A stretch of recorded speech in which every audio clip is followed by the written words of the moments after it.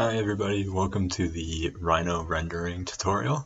I'm going to give you a sort of quick and dirty rundown on how to do native Rhino renders and how to make them look pretty good. I don't know if anyone has Rhino 7 yet, but I do recommend it. I'm not using Rhino 7 here, but there's a lot of really good features on Rhino 7 for rendering now if you don't want to get like plugins like Enscape or V-Ray. I'm going to take this scene here that I just constructed really quickly and show you how to turn it into this scene. Just kind of applying some realistic materials, adding a 360 environment, and just kind of walking you through lighting and things that you can see over here on the left of the screen. So the first thing we're going to do here is recall some things from the materials tutorial. Right now I just have the materials panel opened up.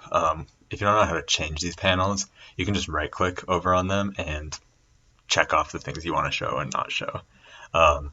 So in the materials panel, I'm just going to take a few of these. And this is a little bit different than the materials tutorial that I gave earlier. This is actually just adding materials to your library and then assigning it to different objects as opposed to assigning materials to layers. So in this case, I have red all loaded up from the materials library. It's just a shiny plastic. If you right click it and go assign to objects, it'll assign to the objects that have been selected. Also, just so this isn't a pain in the ass, I'm going to switch it to render mode right now. So then I'm just going to kind of randomly do this just to get it done with. And you will see in the end of this, I don't know, it's not going to look exactly like the image that I made, but that's okay. And this is the wood table that I have in there. And I made this little pencil just to have a little bit of different materials show up so I can show you how the lighting affects the different, how do I group that? So I can show you how the lighting affects different different materials and how you can change the lighting to not have that. Also, one tip I did find out recently is if I have this Boolean Lego piece right here. If you hold, when you click on it, obviously it's going to select the whole thing. But there is actually a way to select sub-objects in this, and that is if you hold Shift and Control at the same time, you can select moments on different pieces of a otherwise complete geometry. Super handy to do if you wanted to change a certain side of it or something. Anyway, just going to get this done really quickly. And none of this really matters right now, but here we are. Okay, so I have these all set up now. Now, the next thing I'm going to show you what to do is, one, we're mostly going to work out of this render tools panel here and on this panel over on the right as well to get these, to get lighting and environment set up. So right now, I'm going to switch to Rhino render.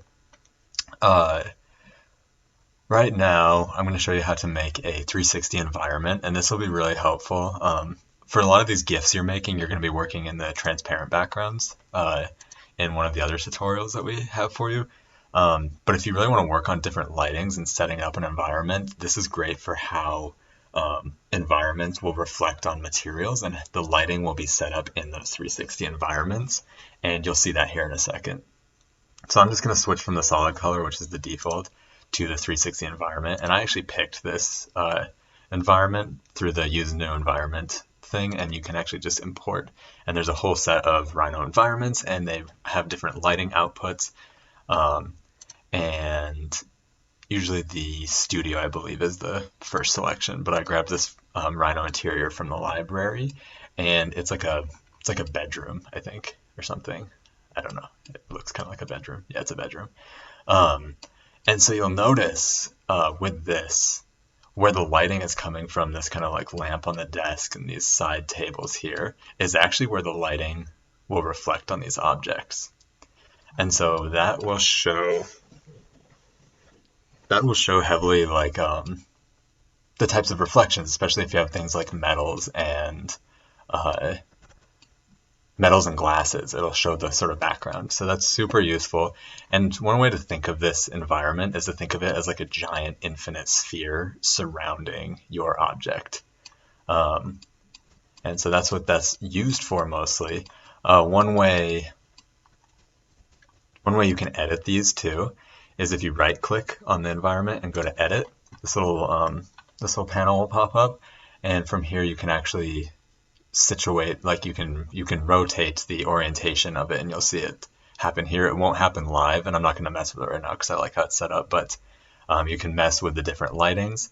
And if you like the background that it reflects onto different reflective materials, but you don't like the lighting, you can actually use custom environment for reflections.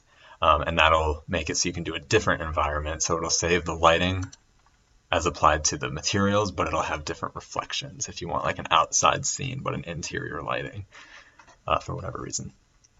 Okay, and then the next things I want to show you here are in the render tools.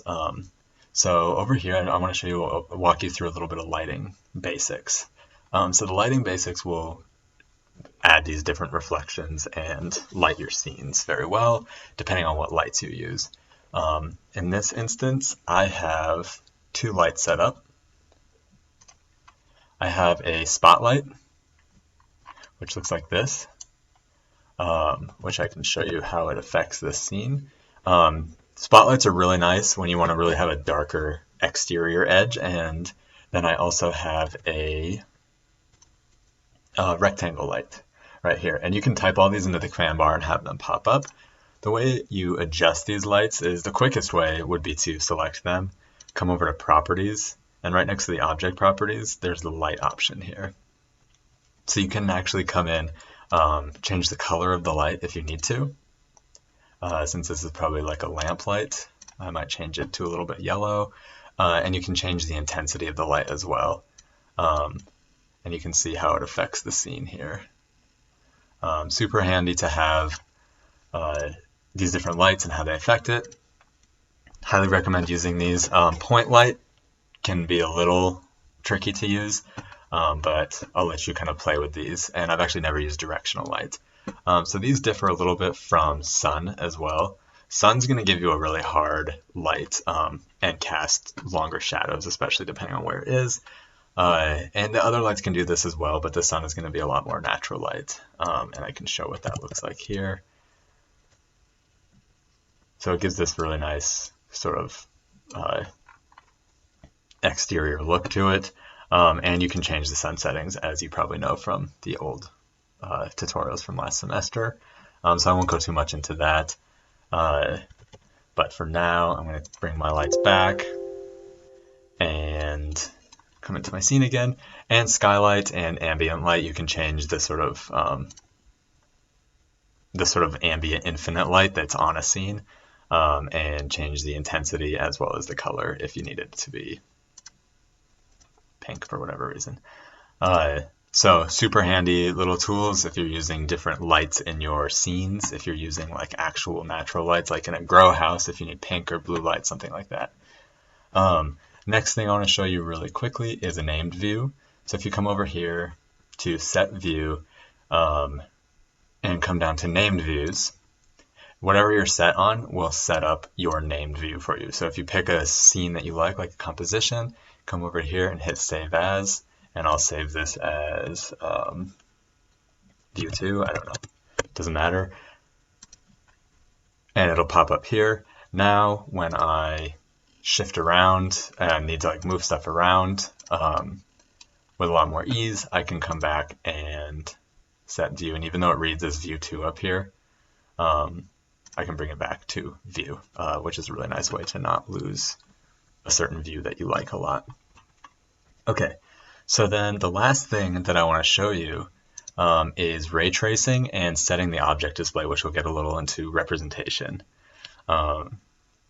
So if I come down here to ray trace is the camera reading light rays that bounce off of other objects. So it takes a while because it has to do these passes.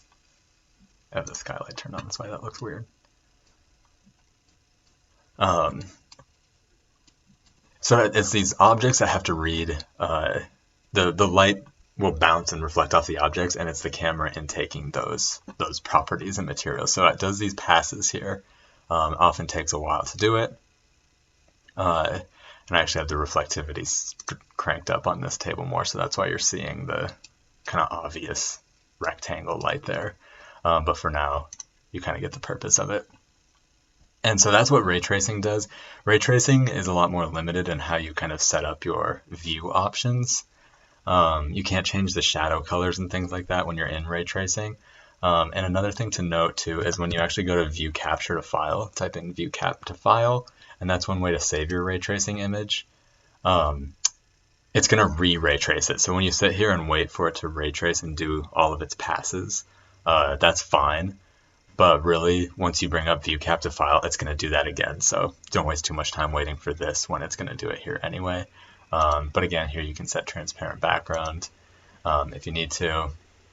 You can change the aspect ratio. So if you want it like an Instagram square or a movie, like a MP4 file size, that's one way to do this, is within here. Just make sure your scene is set up in that. And then you can change the number of passes. Usually within like 300 passes, depending on how complicated your scene is good. But this is the way that ray tracing is completed. And the last thing is set object display. So if I type in set object display mode, I guess is the full command. Let's say I pick this one and this one, just kind of arbitrarily, as my objects that I want to change their display mode. You can actually come up here to the command bar and change what object display view that they're seen in. So if I came in here and wanted to do something like shaded, it's a really good way to sort of see the ISO curves and see the line work on top of those. It kind of gives it this, I don't know if this looks kind of cartoony since they're Legos, but it's a really interesting way in which you can navigate these different representational styles and display styles. So definitely something to sort of play with as you move forward. I've noticed Arctic doesn't always work for me, but that might just be because I'm in ray traced. So setting object display modes is a good way to navigate between those things, especially if you need to like work within wireframe as well. And other than that, that's pretty much what I have for you for Rhino renders. Stick around for the V-Ray render tutorial here soon. Thanks.